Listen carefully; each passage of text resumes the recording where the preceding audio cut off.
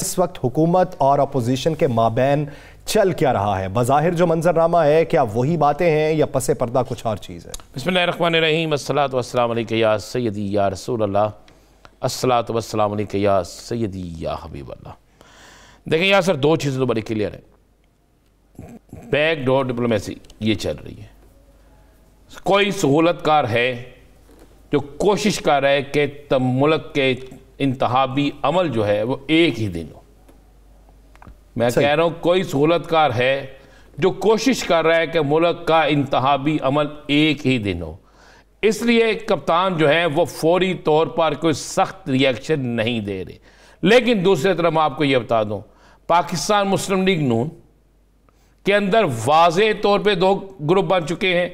मरियम का ग्रुप किसी सूरत में इमरान खान के साथ मुज़ाकरात के हक़ पे नहीं है। इसी तरह PDM के अंदर बाकायदा जो लोग मौजूद हैं उनमें मौलाना फजलुर रहमान किसी सूरत में, मैं ये लफ्ज़ अदा कर रहा हूँ, किसी सूरत में भी कबल अज़ वक्त इलेक्शन के हक़ में नहीं है।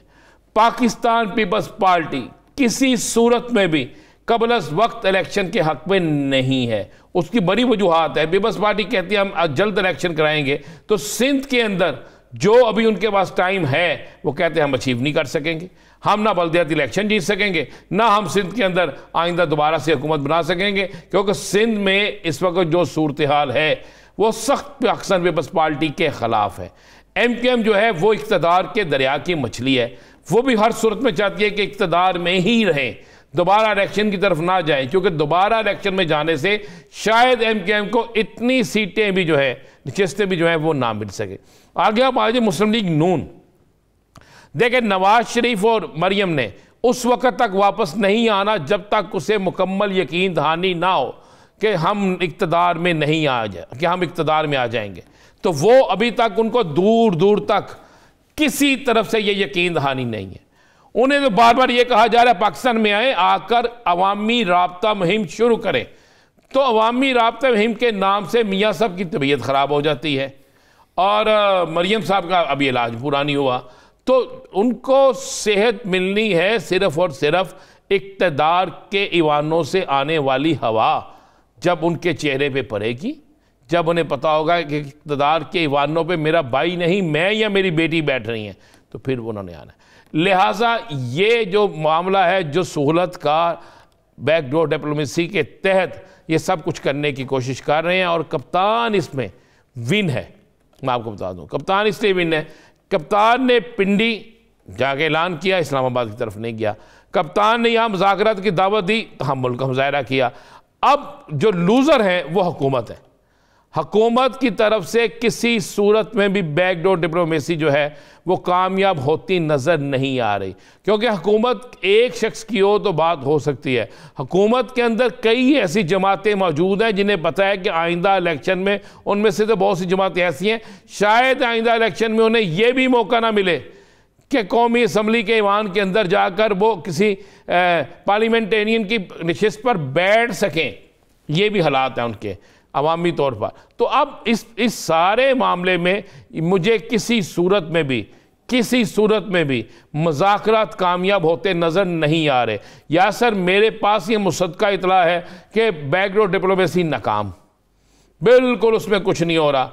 अब इलेक्शन उसी सूरत में होने हैं कि अगर असम्बलियाँ तहलील कर दें कप्तान, और कप्तान असम्बलियाँ तहलील करने के हवाले से ख़त्मी फैसला कर चुके हैं। साहब, इसमें सवाल ये बनता है कि अगर पाकिस्तान तहरीक इंसाफ असम्बलियाँ तहलील ही करे, वफाकी हुकूमत मुज़ाकरात पर तो तभी आएगी कि उसे ये खदशा होगा कि असम्बलियाँ तहलील करने की सूरत में कुली तौर पर हमें इंतखाबात करवाना पड़ेंगे, तो तब कौन सी पोजीशन होगी कि वफाकी हुकूमत माइल हो जाएगी? जिस दिन असम्बलियाँ तहलील होंगी तो वफाकी हुकूमत जो है इसका उस वक़्त हर सूरत में इलेक्शन की तरफ जाना इन्हें पड़ेगा।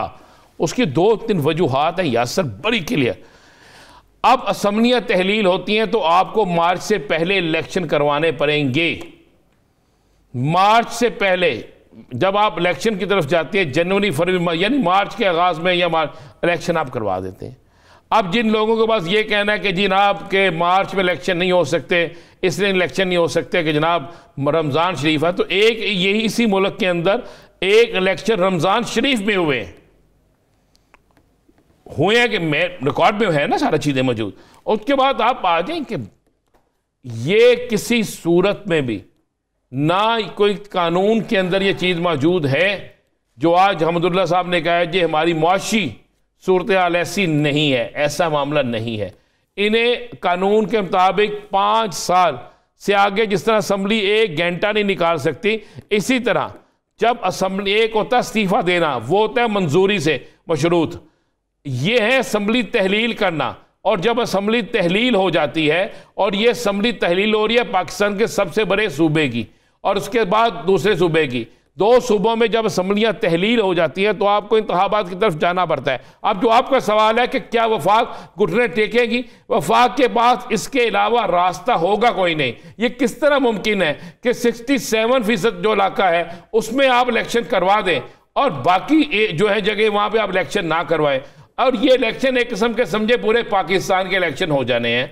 अगर पंजाब में जो मौजूदा सूरत हाल है, PTI जीत जाती है, KPK में PTI जीत जाती है और 2/3 अक्सरियत से दोबारा ये इक़्तिदार में आ जाते हैं, तो 4 माह बाद या 5 माह बाद जब वफाकी हुकूमत इंतखाबात की तरफ जाएगी, तो वो इंतखाबात जब होंगे तो उस वक्त गैर जानबदार हुकूमत नहीं होगी, न्यूट्रल हुकूमत नहीं होगी, उस वक्त एक सियासी जमात की हुकूमत होगी। तो किस तरह मुमकिन है कि वो सियासी जमात की हुकूमत जो है, उसके अलावा भी तो सिस्टम डिरेल हो जाता है ना। यानी अगर यहाँ पे पहले इंतखाबात हो जाते हैं, वफाक में बाद में होंगे, तो फिर 5 साल तो बाद में जाके पंजाब और KP के पहले पूरे हो जाएंगे। क्या फिर पूरी रूटीन तब्दील कर दें? जी बिल्कुल इसी तरह होगा ना। मैं इसलिए कह रहा हूं कि ये नहीं होगा।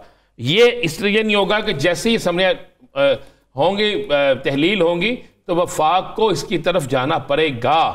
जो लोग दावे कर रहे हैं हम नहीं जा रहे, वो जाना पड़ेगा। यासर उसकी वजूहात है, मैं आपको बता दूं, आइंदा आने वाले दिन इतने अच्छे नहीं हैं। मैं बिल्कुल बरमला कह रहा हूं। आपको पता है IMF जो है वो आपके साथ बिल्कुल सख्त नाराज है। IMF के साथ आपने किया हुआ वादा जो है उसमें से एक भी शर्त पूरी नहीं की।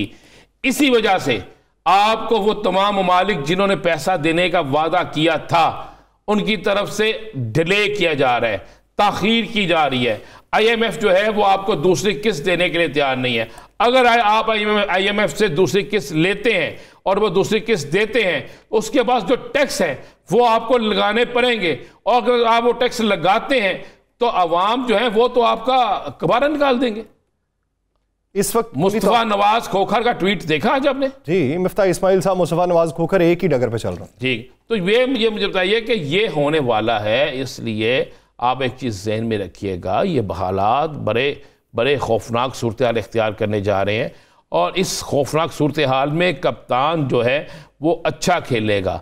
यानी कप्तान की कैंपेन ठीक है, कप्तान के लोग ठीक हैं, पंजाब में उनकी वर्थ मुकम्मल हो चुकी है। उस वक़्त पंजाब में उन्होंने अपनी अहमियत मनवाई है जिस वक़्त वज़ीर आला हमजा शहबाज थे, जब उनको पसे पर्दा तमाम कुव्वतों की हमायत हासिल थी, जब फंडिंग से लेकर पुलिस, जब हर चीज़ उनके पास थी। कप्तान उस वक्त जीत गया। अब तो कप्तान की हुकूमत है, कप्तान ने डिलीवर किया है, और डिलीवर करने के बाद किस तरह हो सकता है कि 2 सूबों में कप्तान ना जीते? आप तो ये तो किसी सूरत में वारे में नहीं आएगा। और मेरा ख्याल है कि कुछ समझदार हल्के जो हैं वो इनको इसीलिए समझाने की कोशिश कर रहे हैं, लेकिन चूंकि पाकिस्तान में बैठी मौजूद हुकूमत के वज़ीर आज़म बेबस हैं, वज़ारत उज़्मा पाकिस्तान की इस्तेमाल किसी और मुल्क में हो रही है, हुक्म किसी और जगह से आ रहा है। पाकिस्तान की सियासी जमातें जो इक़्तिदार के ईवानों में बैठी हैं वो इक़्तिदार ख़त्म होने के डर से किसी सूरत में नहीं चाहती, और पाकिस्तान पीपल्स पार्टी को पता है कि कल हमारा इक़्तिदार ख़त्म हो गया तो सिंध में सूरत हाल तब्दील हो सकती है। तो यासर अभी तक तो ये है, बैकग्राउंड पर में ऐसी कामयाब होती नज़र नहीं आती। ये उस सूरत में कामयाब होगी। मैं आपको फिर आज के प्रोग्राम का वक्त और डेट नाउ जो है हमारे नाज़रीन जो है वो नोट कर लें। ये उस वक़्त कामयाब होगी जिस वक़्त असम्बलियाँ तहलील की जाएंगी। उससे पहले ऐसा मुमकिन नहीं है। इनको असम्बलियाँ तहलील करना पड़ेंगी, और कप्तान ने इसीलिए अपने बहुत से लोगों को ये कह दिया है कि आप अपने अपने हलकों में जाके इलेक्शन की तैयारी करें। यानी जिनकी टिकटें कन्फर्म कर दी गई, अब मैं आपको खबर दे देता हूँ, बहुत से लोगों की टिकटें कंफर्म कर दी गई हैं और उनको कहा गया कि आप अपने अपने हलकों में जाके इलेक्शन की तैयारी करें। जिनको नहीं कहा गया वो समझ लें कि जनाब उनके पास अगले इलेक्शन में कप्तान की टिकट नहीं है। कप्तान ने इस दफ़ा एक एक हलके में किस तरीके से कौन क्या करता है, इवन लॉन्ग मार्च जो हुआ उसमें मैं आपको बड़ा सिंपल सा बताता हूँ। लॉन्ग मार्च में शेहूपुरा से एक रिपोर्ट जाती है, मैं आपको मजे वाली बात बताऊँ। उस रिपोर्ट में लिखा होता है कि सवाए सरदार सरफराज डोगर के पूरे शेहूपुरा में या हुरम विरक था, बिलाल विरक, इन दोनों के अलावा सरदार सरफराज डोगर और बिलाल विरक के अलावा बाकी लोग चंद गाड़ियों में गए हैं और फोटो सेशन करवा के आ गए। उसके बाद लाहौर में मियां असलम इकबाल, हसन जमान, डॉक्टर यास्मिन राशिद, यासर गिलानी और ये मियां अजहर साहब के साहबजादे जो हैं हमाद अजहर। लेकिन सबसे बड़ा जुलूस में लिखा गया है कि मियां असलम इकबाल लेके गया। उकारा से कहा गया कि चौधरी औरंगजेब वो सबसे बड़ा जुलूस लेके गया और उसके मतलब लिखा गया कि चौधरी औरंगजेब जो है वो कमो बेश 13 से 14 हज़ार लोग लेके गया। और यहां लाहौर वालों के अंदर लिखा गया कि बहुत से लोग ऐसे थे जो सिर्फ मुख्तलिफ जुलूसों के आगे खड़े होकर फोटो सेशन कराते थे। अब कप्तान के पास हर जगह से एक नहीं, दो नहीं, तीन नहीं, चार रिपोर्टें हैं। अब उन रिपोर्टों की रोशनी में इन्होंने आगे टिकटें फाइनल करनी है कि किसको कहां पे टिकटें मिलनी है। मतलब एक शख्स के मतलब तो यह लिखा गया कि वो अकेला अपनी गाड़ी में गया, साथ 3 लोग थे और जहां जुलूस देखते थे मोटरवे पे गाड़ी अंदर आगे करते थे और गाड़ी से बाहर निकल के तस्वीरें बना के कप्तान के ग्रुप में भेजते थे कि आप देखें ये हमारे साथ। लेकिन कप्तान लाहौर से निकलते, लाहौर से आते, पिंडी से निकलते, पिंडी से जाते, जेलम से कौन गया, फलां से गया, एक एक चीज उनके पास मौजूद है। इसलिए कप्तान ने तो इलेक्शन की तैयारी शुरू करवा दी है और ये टारगेट दे दिया कि आप इलेक्शन जो है मार्च में होना है, आप अपने हलकों में जाएं, काम करें जाके। और दूसरी बात आपको बताऊं, बड़े नाम मुस्लिम लीग नून के, बड़े नाम पाकिस्तान पीपल्स पार्टी के असम्बली तहलील होने दें, उसके बाद देखिएगा किस तरह उठ के आते हैं। लेकिन राज सवाल ये पैदा होता है कि माजी की तजर्बाकारी तो फेल रही थी, अब की बार अगर ये लोग आएंगे तो किस तरीके से एक्सेप्ट अब ये लोग हैं। माजी की तजर्बाकारी इसलिए फेल रही कि माजी में खान साहब ने मुख्तलिफ लोगों के कहने पर मुख्तलिफ लोगों को टिकटें दी। या सर हुआ क्या कि राना अजीम एक जमात में आया और राना अजीम ने कहा जनाब 20 टिकटें ये मुझे दे दें, मैं बांटता हूँ, बांट दी। एक ने कहा 40 मैंने बांट रही हैं। फिर उन लोगों ने अपनी लॉबिंग बनाई और लॉबिंग बना के खान को नुकसान समझा। अब टिकटें अगर कोई आता है तो वो एक आएगा, उसके कहने पर 100 बंदे को टिकट नहीं दी जाएगी, टिकटें खान साहब देंगे, तकसीम खान साहब करेंगे।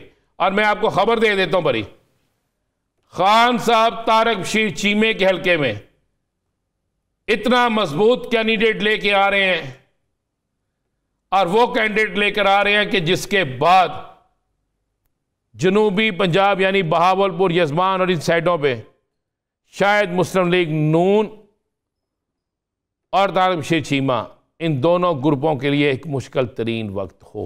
नया चेहरा है? नहीं, चेहरा पुराना है, तगड़ा चेहरा है। जब आप अपनों को मुस्तरद कर देते हैं तो फिर वो किसी ना किसी और ठिकाने पे चले जाते हैं। तो ये होने जा रहा है। इलेक्शन आइंदा की तैयारी है। हुकूमत ने बिल्कुल डायलॉग नहीं करने, डायलॉग का नाम ज़रूर लेना है। बैकडोर डिप्लोमेसी नाकाम हो जाएगी। जब असम्बलियाँ तहलील होंगी तो उसके बाद फिर दोबारा जाके मामला किसी डगल पे आएंगे, इसके बगैर नहीं।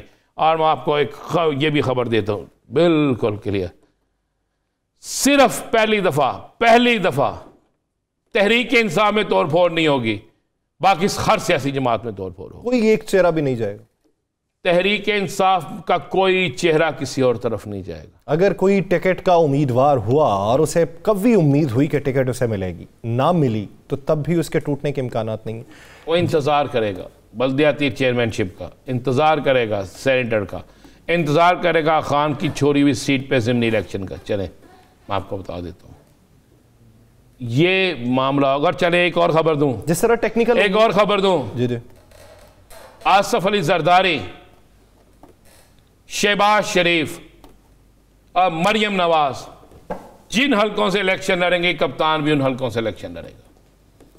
और ये पाकिस्तान की तारीख में पहली दफ़ा होगा कि लीडर के मुकाबले में आएगा, और पहली दफ़ा ये इलेक्शन ऐसा इलेक्शन होगा कि लीडर को अपने हल्के से निकलने की गुंजाइश ही नहीं मिलेगी। आप ये कहना चाह रहे हैं कि जमानतें जब्त हो सकती हैं? मैं कह रहा हूँ बराबर कुछ होना, आप देखते तो जाएं। याद करें आपने, मैंने एक इंटरव्यू किया था इससे कुछ 6-7 माह पहले, याद है ना, चौधरी परवेज चौधरी साहब का जी। उन्होंने कहा था 90% या 80% चेहरे होंगे। तो ये बात दुरुस्त साबित हो रही है। मैं ये आपको बिल्कुल दुरुस्त कह रहा हूँ भाई। सिंध में साईं साईं इसके अलावा इस्तेमाल कोई लफ्ज़ नहीं होता था। अब लोग गाड़ियों के आगे खड़े हो जाते हैं। अब जनूबी पंजाब हो या सिंध हो, बलोचिस्तान हो या KPK हो, अब सरदारी नहीं है। अब लोगों में शऊर आ चुका है। ये जो मोबाइल है ना, मोबाइल, इस मोबाइल ने इतना शऊर दे दिया जिसकी इंतहा कोई नहीं है। इस टीवी ने इतना शऊर दे दिया जिसकी इंतहा कोई नहीं है। अब यंगस्टर जो है वो फैसले करता है। अब खवातीन फैसले करती हैं, वो देखते हैं कि ये कौन है, ये कौन है। और इस वक्त जो सूरत हाल है, गैस आपकी नहीं है, सोयाबीन आपका नहीं है, पीने के लिए पानी आपको मुयसर नहीं है, बिजली सर्दी होने के बावजूद नहीं मिल रही, खाने के लिए किसी घर में 500 से कम में हंडियां नहीं पकती, उसमें गोश्त शामिल नहीं है, गोश्त नहीं है, ये दाल। और सर कह रहा हूं किस तरह करेगा? 15,000 जिसकी तनख्वाह है यासर, और वो बेचारा तो 15 दिन खाना नहीं खा सकता। 20,000 जिसकी तनख्वाह है वो अपने बिलों में नहीं कर सकता। लोगों ने स्कूलों से बच्चे उठा लिए, लोगों ने बेचारों ने 3-3 टाइम काम शुरू कर दिए हैं, घरों में अड़ते कपड़े सीती हैं, बाहर सारा दिन बेचारा मजदूरी करता है। जहां 3 बच्चे पढ़ते थे वो 1 पढ़ रहे हैं। ये तो आलम कर दिए। तो इस पे इनको वोट मिलेगा? नहीं मिलेगा वोट इनको, इसलिए ये डरते हैं, इसलिए इनको ये खौफ है।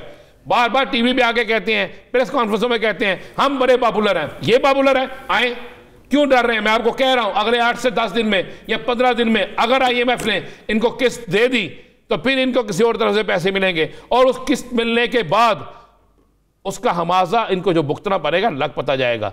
आम आदमी पे जो टैक्स लगने जा रहा है, आपके सांस लेने पे भी टैक्स होगा, आपके सोने पे भी टैक्स होगा, आपके उठने बैठने पे भी टैक्स होगा। यानी कहने का मकसद इस कदर खौफनाक टैक्स लगने जा रहे हैं।